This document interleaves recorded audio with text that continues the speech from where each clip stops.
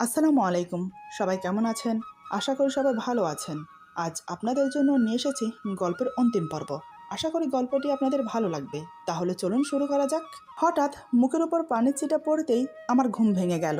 ঘুম ঘুম ভাব নিয়ে চোখ খুলে মুখের সামনে ফাতেমাকে দেখে তো আমার চক্ষু চড়ক কাজ। সেকেন্ডের মধ্যেই চোখের ঘুম উধাও হয়ে গেল। আমি ভ্রু কুঁচকে চোখ ছোট ছোট করে ওর মুখের দিকে তাকিয়ে রইলাম। আসলে ফাতেমা আমার মুখের খুব কাছে এসে, কাছে মতলব একদম আমার নাকের সাথে নাক লাগিয়ে চোখ বন্ধ করে কান্না করছে। ওর এক হাত আমার চুলে বিলি কাটছে আর অন্য হাতে আমার ব্যান্ডেজ করা হাতে হাত বুলোচ্ছে। আসলে যেটাকে আমি পানির ছিটা মনে করেছিলাম সেটা ওর চোখের পানি ছিল, যেটা আমার মুখে পড়েছিল।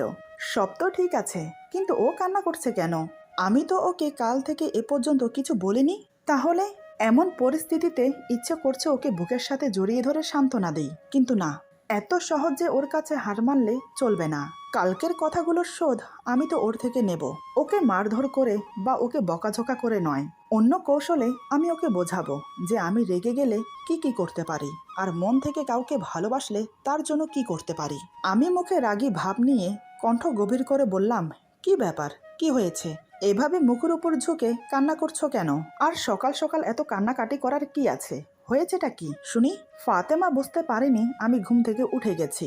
আচমকা আমার কথা শুনে চট করে মাথা তুলে আমার চোখে সোজা দৃষ্টি রাখে। কান্না করতে করতে চোখ লাল করে ফেলেছে।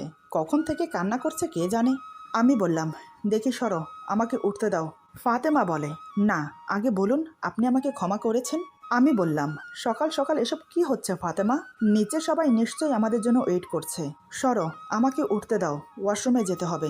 ফাতেমা বলে, কিন্তু আপনি ওয়াশরুমে গিয়ে ফ্রেশ হবেন কি করে? আপনার দুই হাতে তো ব্যান্ডেজ করা। আমি বললাম, যেভাবে হোক করে নেব, আমাকে নিয়ে তোমার চিন্তা করতে হবে না।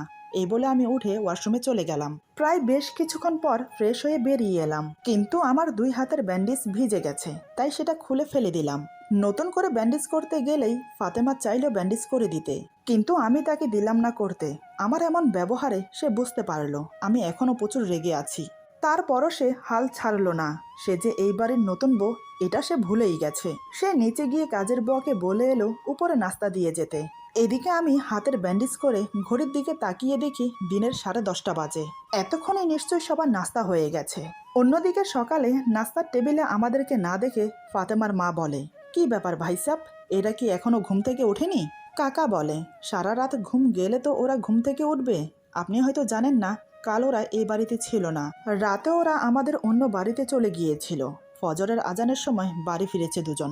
কাকার মুখে এই কথা শুনে ফাতেমার মা তো অবাক হয়ে যায়। এমন কথা শোনার পর আর কোনো প্রশ্ন করার থাকে না, তাই চুপচাপ নাস্তা করে নেয়। নাস্তা শেষ করে ফাতেমার মা বলে, আমি বলছিলাম কি, আমার এখন এখান থেকে যাওয়া উচিত। মেয়ের শ্বশুর বাড়িতে এভাবে থাকা ঠিক না, আর এমনিতেও ওদিকের অনেক কাজ ফেলে এসেছি আমি। কাকা বলে, মেয়েকে বিয়ে দেওয়ার পর আপনি একা গ্রামের বাড়িতে থেকে কি করবেন? তার চেয়ে ভালো আপনি মেয়ের সাথে এখানেই থাকতে পারেন, এতে আমাদের কোনো আপত্তি নেই। ফাতেমার মা বলে, না না ভাই সাহেব, এটা হয় না। মেয়ে বিয়ে দিয়ে মেয়ের শ্বশুর বাড়িতে থাকা এটা খুব খারাপ দেখায়, তাই আমাকে বাধ্য করবেন না। আর যখন মেয়েকে দেখার মন চাইবে তখন তো আমি আসতেই পারবো এখানে। কাকা বলে, ঠিক আছে, আপনি যেমন মনে করেন, তবে আরও কয়েকটা দিন থেকে যান, ফাতেমার জন্য হলেও। ফাতেমার মা ঠিক আছে বলে উপরে চলে গেল। এদিকে ফাতেমার রুমে আসার কিছুক্ষণ পর নাস্তা দিয়ে গেল কাজের বুয়া। ফাতেমা প্লেটে নাস্তা বেড়ে হাতে করে পরোটা আর আমলেট কিছুটা নিয়ে আমার মুখের সামনে ধরে বলে, হাঁ করুন। আমি বললাম, আমি খাবো না, আমার খিদে নেই। ফাতেমা বলে, খিদে নেই বললেই হলো? সকাল 10:30 বাজে, এতক্ষণে নিশ্চয়ই আপনার খিদে পেয়েছে। প্লিজ খাবারটা খেয়ে নিন। আমি বললাম, কেন জোর করছো?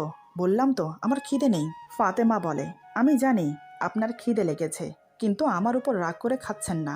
সরি বললাম তো, পায়ে ধরেও তো ক্ষমা চেয়েছি, ক্ষমা করে দিন না। আর কখনো আমি আপনার মুখে মুখে তর্ক করব না, কথা দিচ্ছি। আমি বললাম, সত্যি বলছি, আমার খিদে নেই, বরং তুমি নাস্তা করে নাও, তারপর তোমাকে নিয়ে নিচে যাব। কাকা আর মা নিশ্চয়ই নিচে আছে। আমার কথা শুনে ফাতেমা একটু ঘাবড়ে যায়। ফাতেমা বলে, কেন, ওনাদের কাছে কেন যাবেন? আমি বললাম, ওনাদের সাথে কথা আছে আমার। ফাতেমা বলে, কথা? কিসের কথা? আমি বললাম, সেটা সেখানে গেলেই শুনতে পাবে। ফাতেমা বলে, আমি যাব না, আমি জানি কি বলার জন্য আপনি কাকা ও মায়ের কাছে যাবেন। আমি বললাম, জানলে তো ভালো কথা, এখন তাড়াতাড়ি নাস্তা করে নাও।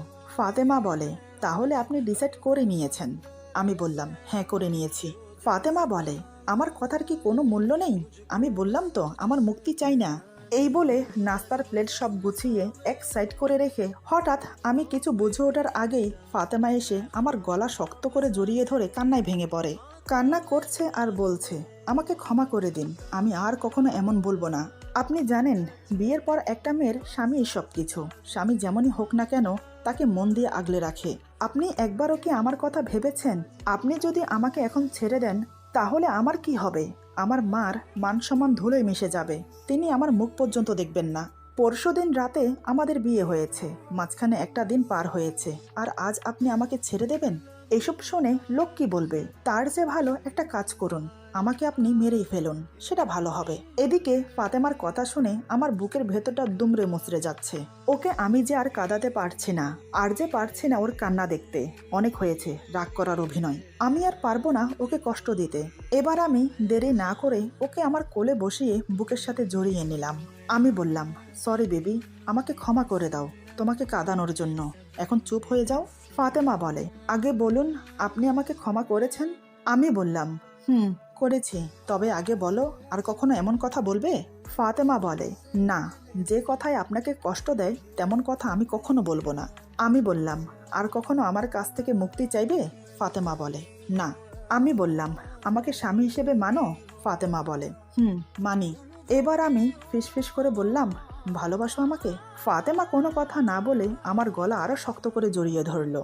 মুখে না বলে বোঝাতে চাইলো যে সেও আমাকে ভালোবাসে। আমি বুঝেও না বোঝার ভান করে বললাম, তার মানে তুমি আমাকে ভালোবাসো না?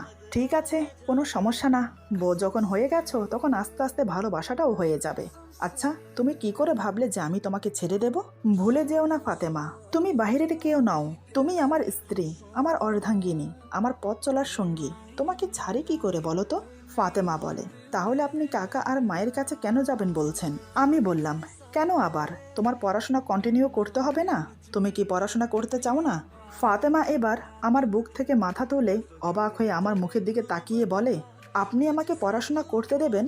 আমি বললাম, কেন দেব না, অবশ্যই দেব। এমনকি আমি তোমাকে প্রতিদিন কলেজে দিয়ে আসবো, নিয়ে আসবো। এখন কি কলেজে যাওয়ার মন আছে? ফাতেমা বলে, আপনি অনুমতি দিলে নিশ্চয়ই যাব, যদি কাকা যেতে না দেয়। আমি বললাম, তুমি এখন কাকাকে গিয়ে বলো যে আমি কলেজে যাব, তখন দেখো কাকা কি করে। ফাতেমা বলে, বলবো? আমি বললাম, বলো। ফাতেমা বলে, থাক এখন না, পরে বলবো। এই বলে সে আবার আমার বুকে মাথা রাখে। একটু রাগ দেখানো অভিনয় করে ওকে যে এত তাড়াতাড়ি কাবু করে ফেলতে পারবো ভাবতেই পারিনি। মানুষেরা আসলে সত্যিই বলে যে গ্রামের মেয়েরা খুবই সরল সোজা হয়। আমি তো আমার ফাতেমাকে না দেখলে কখনো বুঝতেই পারতাম না। আমি ওর মাথায় একটা চুমু দিয়ে বললাম, এই তোমার খিদে পায়নি? ফাতেমা বলে, পেয়েছে তো। আমি বললাম, আমারও খুব খিদে পেয়েছে, আমাকে খাইয়ে দেবে না? ফাতেমা এবার আমার কোল থেকে নেমে গিয়ে বলে, হ্যাঁ খাইয়ে দেব। আমি এবার আমার হাত দেখিয়ে ফাতেমাকে বললাম, নিজের হাতকে নিজে আঘাত করে ভালোই উপকার হলো, কি বলো? ফাতেমা বলে, ভালো উপকার হলো মানে কি বলতে চাইছেন? আমি বললাম, এই যে আমি হাতে ব্যথা না পেলে তুমি কি আমাকে খাইয়ে দিতে? ফাতেমা বলে, হাতে ব্যথা না পেলেও আমি আপনাকে খাইয়ে দিতাম, শুধু মুখ ফুটে একবার বলতেন, তাহলে দেখতেন। কেন শুধু শুধু এমনটা করতে গেলেন গতকাল রাতে? আর কখনো এমন কিছু করবেন না, তাহলে কিন্তু এর ফল ভালো হবে না। আমি বললাম, এই তুমি কি আমাকে শাসাচ্ছ? ফাতেমা এবার আমার কাছে এসে আমার মুখের কাছে ঝুঁকে আমার চোখে চোখ রেখে বলে, হ্যাঁ শাসাচ্ছি, যদি আর কখনো এমন করেন না তাহলে। আমি বললাম, তাহলে কি?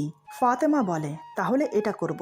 এই বলে সাথে সাথে আমার হাত ধরে ব্যথা পাওয়ার স্থানে জোরে টিপ দিল। আমি তো ব্যথায় কুকিয়ে উঠে বললাম, উফ, কি করছো, লাগছে তো। ফাতেমা বলে, আর কখনো করবে না এমন? আমি বললাম, না করব না, ছাড়ো। ফাতেমা ছেড়ে দিয়ে বলে, মনে থাকে যেন। আমি হাত ঝাঁকাতে ঝাঁকাতে বললাম, উফ, কি ডাকাত মেরে বাবা। ফাতেমা বলে, ডাকাতের এখনো কি দেখেছেন, আস্তে আস্তে সব টের পাবেন। এখন চুপচাপ এক জায়গায় বসুন, আমি খাবার খাইয়ে দেই। আমি আর কথা না বাড়িয়ে ফাতেমার দেওয়া খাবার খেতে লাগলাম। আমাকে খাওয়াতে খাওয়াতে ফাতেমা বলে, আমার আংটি আর নূপুর কোথায়? আমি বললাম, কোথায় আবার, ওই বাসায়। ফাতেমা বলে, আচ্ছা পরে আনা যাবে। আমি বললাম, আসলে মনে মনে একটা প্ল্যান করেছি, ওকে একটা সারপ্রাইজ দেব। খাওয়া দাওয়া শেষ হলে ফাতেমা প্লেট গুছিয়ে নিচে চলে গেল। এই সুযোগে আমি স্বপনের সাথে একটু কথা বলে নিলাম। রাতে ফাতেমার জন্য সারপ্রাইজ আছে। সারাদিন আর বাসা থেকে বের হলাম না। সন্ধ্যার দিকে আমি নিচে যেতেই কাকা আমাকে দেখে বলে, কিরে তোর হাতে কি হয়েছে? আমি বললাম, ওই একটু লেগে গেছে। কাকা বলে, লেগে গেছে মানে? 2 হাতে একসাথে কিভাবে লাগে? আচ্ছা যাই হোক, তুই কি কোথাও বেরোচ্ছিস? আমি বললাম, হ্যাঁ একটু ওই বাসায় যাব, ওখানে কিছু জিনিস রয়ে গেছে সেগুলো আনতে। কাকা বলে, তাহলে ফাতেমাকেও সাথে নিয়ে যা, নয়তো মেয়েটা এখানে একা একা বোর হবে। আমি তো এটাই চেয়েছিলাম, ভালোই হলো। আমি বললাম, ঠিক আছে। এই বলে উপরে গিয়ে ফাতেমাকে নিয়ে বেরিয়ে পড়লাম। ওকে নিয়ে বেরিয়ে একটু ঘুরে ফিরে ফুচকা চটপটি খাইয়ে তারপর ওকে নিয়ে ওই বাসায় গেলাম। তাও আবার স্বপন ফোন করার পরে। এমনটাই প্ল্যান ছিল। ওদিকে স্বপন আমার কথা মতো সব কিছু রেডি করে আমাকে ফোন দিয়ে চলে গেল। আমি বলেছিলাম ওকে থাকার জন্য। বজ্জাতের হাড্ডি বলে কি, আমি ভাই কাবাবের মধ্যে হাড্ডি হতে চাই না, এনজয়। যাই হোক, আমি গাড়ি নিয়ে বাড়ির ভেতর প্রবেশ করলাম। গাড়ি থামতেই ফাতেমা গাড়ি থেকে নামতে চাইল। আমি বললাম, এই একদম গাড়ি থেকে নামবে না। ফাতেমা বলে, কেন? আমি বললাম, সব কিছুতে কেন কেন করতে নেই, যখন যা বলবো তখন তাই শুনবে, বুঝেছ? এই বলে আমি নেমে এসে গাড়ির দরজা খুলে ওকে পাজা কোলে করে বাড়ির ভেতর নিয়ে গেলাম। তবে বেডরুমে নয়, অন্য একটা রুমে নিয়ে গিয়ে খাটে বসিয়ে দিলাম। ফাতেমা বলে, ও এই ছিল আপনার মনে? আমি বললাম, আমার মনে আরও অনেক কিছু আছে ম্যাডাম, মাত্র তো শুরু করলাম। এই বলে আমি টি টেবিলের ডয়ার থেকে আংটি আর নূপুর নিয়ে ওর পাশে গিয়ে বসলাম। তারপর ওর সামনে আংটি আর নূপুর রেখে বললাম, এই নাও তোমার আংটি আর নূপুর। ফাতেমা বলে, এগুলো কে পরিয়ে দেবে আমাকে? আমি বললাম, কেন আমি? ফাতেমা বলে, তাহলে সময় নষ্ট করছেন কেন, পরিয়ে দিন আমাকে।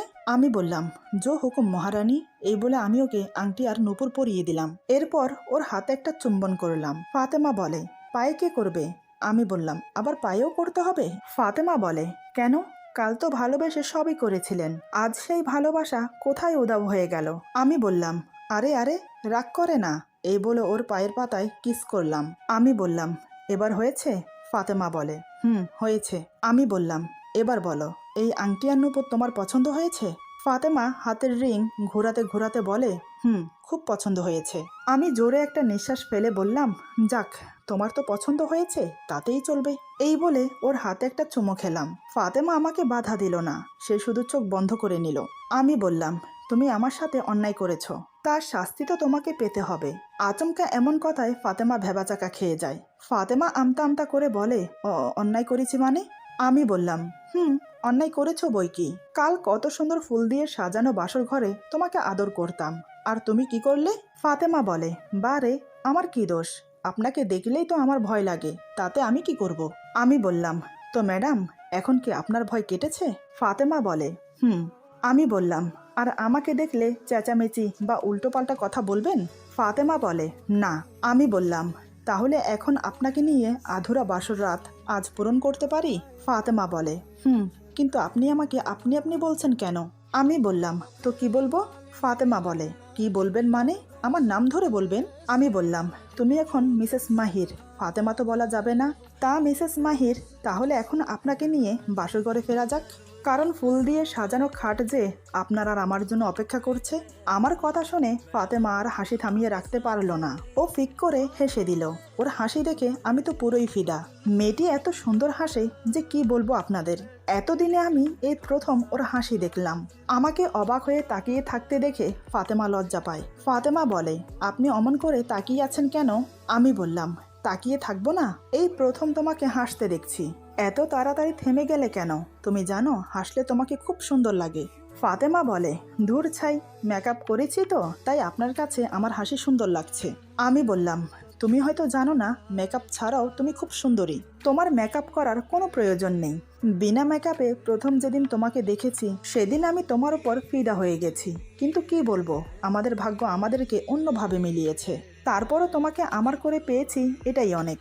আর বাকি রইল কাকা, সে তো তোমাকে প্রথম দেখাতেই আমার বউ হিসেবে তোমাকে পছন্দ করেছে।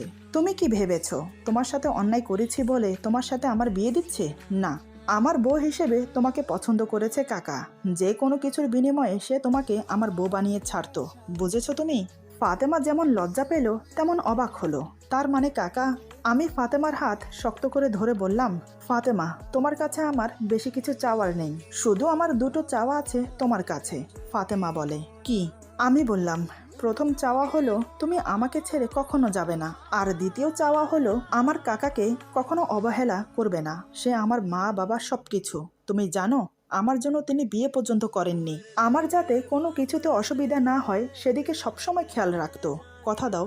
ফাতেমা আমার হাত শক্ত করে ধরে বলে, কথা দিলাম, কাকাকে আমি কখনো অবহেলা করব না। উনি যেভাবে বলবেন সেভাবেই চলবো, কথা দিচ্ছি। আমি বললাম, আর আমাকে আমাকে ছেড়ে যাবে না তো? কারণ কি জানো, তোমার আমার বয়সে অনেক পার্থক্য। কখনো যদি তোমার মনে হয় আমি তোমার পাশে বেমানান, তখন কি তুমি আমাকে ছেড়ে চলে যাবে? আমার করুণ অসহায় মুখ দেখে ফাতেমা আমার হাত শক্ত করে ধরে বলে, আমি জানি আমি যেতে চাইলেও আপনি আমাকে যেতে দেবেন না, তাই আমি আপনাকে ছেড়ে যাব না কখনো, কথা দিচ্ছি। আমি বললাম, সত্যি যাবে না তো? ফাতেমা বলে, না, যাব না। আমি বললাম, আমি তোমার সাথে যে অন্যায় করেছি সেটা ক্ষমার অযোগ্য। তুমি কি পারবে আমাকে ক্ষমা করতে? তুমি আমাকে ক্ষমা না করলে যে আমি নিজেকে নিজে ক্ষমা করতে পারবো না। ফাতেমা বলে, আপনার আর আমার মাঝে আগে যা হয়েছে সবটাই একটা ভুল বোঝাবুঝির জন্য হয়েছে। সেসব নিয়ে যদি বসে থাকি তাহলে জীবন পেরিয়ে যাবে, আর সংসার করা হবে না। তাই আমি ওসব ভুলে নতুন করে জীবন শুরু করতে চাই। আপনি পারবেন না আপনার দেওয়া সব আঘাত ভালোবাসা দিয়ে ভুলিয়ে দিতে? ফাতেমার কথা শুনে আমি আর নিজেকে ধরে রাখতে পারলাম না। ফাতেমাকে শক্ত করে জড়িয়ে ধরলাম বুকের সাথে। আজ ফাতেমাও আমাকে জড়িয়ে ধরেছে। এখন মনে হচ্ছে আমি পুরো দুনিয়া জয় করে ফেলেছি। আমি ওর ঘাড়ে কিস করে বললাম, হ্যাঁ পারবো। আমি যে তোমাকে ভালোবাসতে শুরু করেছি। আমার সব ভালোবাসা শুধু তোমার। আমার সজ্ঞানে আমি তোমাকে কখনো কষ্ট দেব না, কখনো তোমার চোখ থেকে পানি পড়তে দেব না। এই জীবনে তোমাকে এত ভালোবাসা দেব যাতে তুমি পরজন্মে আমাকে স্বামী হিসাবে চাও। বেশ কিছুক্ষণ আমি ওকে জড়িয়ে ধরে রাখলাম, এরপর ছেড়ে দিয়ে বললাম, আর একটা মুহূর্ত নষ্ট করতে চাই না।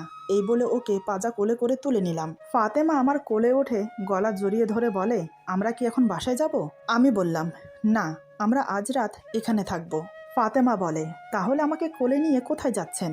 আমি বললাম, কোথায় যাচ্ছি একটু পরে টের পাবে, এখন চোখ বন্ধ করো। ফাতেমা বলে, কেন?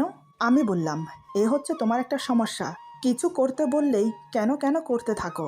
এখন চুপচাপ চোখ বন্ধ করো, আর আমি না বলা পর্যন্ত চোখ খুলবে না। ফাতেমা কোনো কথা না বলে চোখ বন্ধ করে নিল। এবার আমি ধীরে ধীরে ফাতেমাকে কোলে নিয়ে আমার বেডরুমে গেলাম। ধীরে ধীরে ফাতেমাকে খাটে বসিয়ে দরজা লাগিয়ে ওর পাশে এসে বসলাম। আমি বললাম, এবার চোখ খোলো। আমার কথা মতো ফাতেমা চোখ খুলেই চারিদিকের সাজসজ্জা দেখে অবাক হয়ে দেখতে থাকে। পুরো রুম নানান ফুল দিয়ে সাজানো, পুরো খাট রজনীগন্ধা আর গোলাপ ফুল দিয়ে খুব সুন্দর করে সাজিয়েছে। শুধু তাই নয়, বালিশের উপর ছোট মাঝারি বড় টেডি বিয়ার তরে তরে সাজিয়ে রেখেছে। ঘরের কোনায় কোনায় রং বেরঙের ক্যান্ডেল জ্বলছে। খাটের পাশে টি টেবিলে ছোট বড় মাঝারি গিফট বক্স সাজিয়ে রেখেছে। পুরো রুম ফুলের গন্ধে মোমো করছে। এসব দেখে ফাতেমার তো মুখ দিয়ে কথাই বের হচ্ছে না। এমন একটা সারপ্রাইজ পাবে সে যেন ভাবতেই পারেনি। ফাতেমা এবার আমার দিকে তাকায়। আমি ভুরু নাচিয়ে বললাম, কি ম্যাডাম, কেমন সারপ্রাইজ দিলাম আপনাকে? আমার সারপ্রাইজ আপনার পছন্দ হয়েছে? ফাতেমা অবাক হয়ে বলে, এত কিছু আপনি আমার জন্য করেছেন? আমি বললাম, না, আমার আরেকটা বউ আছে না, তার জন্য করেছি। ফাতেমা বলে, এমন করে বলছেন কেন? বলুন না এসব আমার জন্য করেছেন।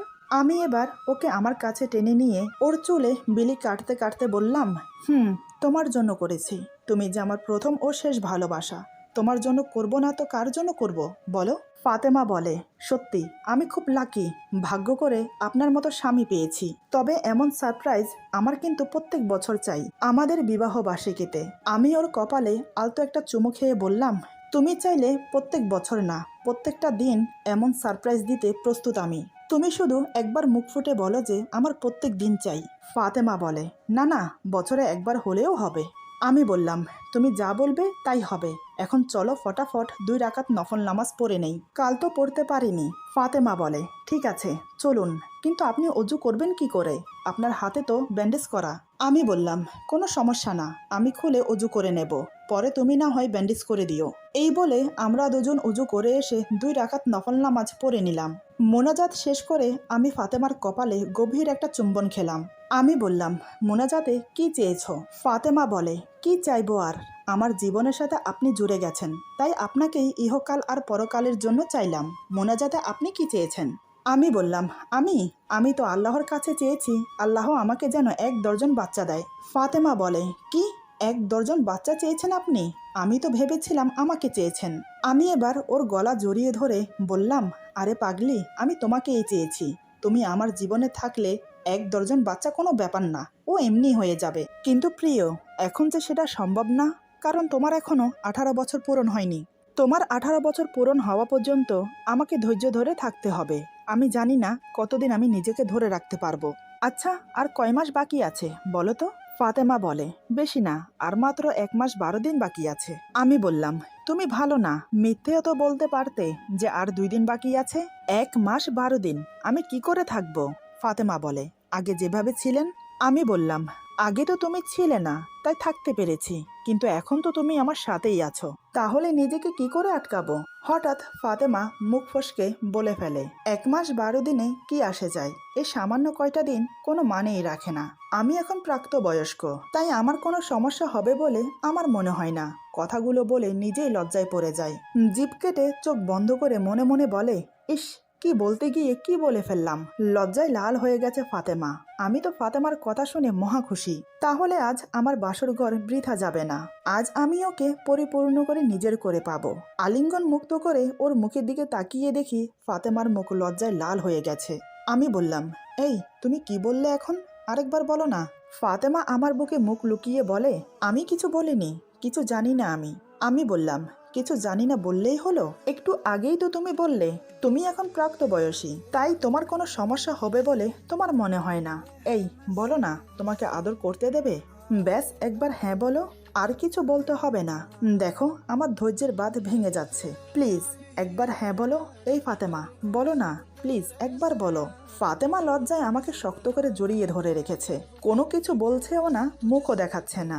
আমি আবার বললাম, দেখো ভালো হচ্ছে না কিন্তু, আমি কিন্তু সত্যি সত্যি তোমাকে এখন আদর করতে শুরু করে দেব, তখন কিন্তু তুমি কিছু বলতে পারবে না।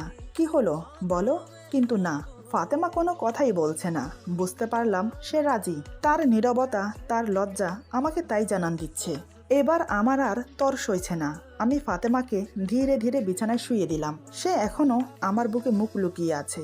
হাতের পাশে লাইটের সুইচ ছিল, লাইট বন্ধ করে ডিম লাইট জ্বালিয়ে দিলাম। নীল রঙের ডিম লাইটের আলোয় পুরো ঘরে নীল আভা ছড়িয়ে পড়েছে। আমি ফাতেমার কানের কাছে ফিস ফিস করে বললাম, এইভাবে আর লজ্জা পেও না। আজ তোমার লজ্জা আমি হরণ করব, কারণ তোমার এই লজ্জা আমাকে আরো আকৃষ্ট করছে তোমার প্রতি। তোমাকে আজ আমি এত ভালোবাসা দেব যা তুমি কখনোই ভুলতে পারবে না। তবে আজ এই ফুলসজ্জা রাত যে এত সুখময় হবে আমি ভাবতে পারিনি। সব তোমার জন্য হচ্ছে, তোমাকে ধন্যবাদ দিয়ে আমি ছোট করব না। আজ আমার ভালোবাসা দিয়ে তোমাকে বুঝিয়ে দেব আমি তোমাকে কতটা ভালোবাসি। এই বলে ওর বুকে জড়িয়ে রাখা ওড়না খুলে খাটের নিচে ফেলে দিলাম। ফাতেমা এখনো চোখ বন্ধ করে আছে। আমি ওর বন্ধ চোখের দিকে তাকিয়ে ওর বুকে হাত রাখলাম। এক পা ওর পায়ের ওপর তুলে ওর কপালে, গালে, চোখে চুমু খেতে লাগলাম। ওর গোলাপি ঠোঁটে আলতো করে চুমু খেয়ে ঠোঁট জোড়া মুখের ভেতর পুরে নিলাম। এদিকে আমি ওর ঠোঁটে কিস করছি, অন্যদিকে আমার হাত ধীরে ধীরে ওর কামিজের ভেতর প্রবেশ করে ওর বুকে আবার স্পর্শ করলো। বেশ কিছুক্ষণ পর ধীরে ধীরে ওর কামিজ খুলে দিতেই ফাতেমা আমাকে জড়িয়ে ধরলো। ওর অর্ধনগ্ন শরীরের স্পর্শে আমি আর নিজেকে ধরে রাখতে পারলাম না। নিজের টি শার্ট খুলে উন্মুক্ত বুকে ফাতেমাকে জড়িয়ে ধরলাম। সে এক পরম তৃপ্তিময় সুখ অনুভব করলাম। 2 হাতে ওকে জড়িয়ে ধরে ওর ঘাড়ে, গলায় কিস করতে লাগলাম। যখন সঙ্গমের জন্য প্রস্তুতি নিলাম তখন ফাতেমা বাধা দেওয়ার চেষ্টা করলো। তখন থামতে বললেও থামার মতো অবস্থায় ছিলাম না আমি, তাই জোর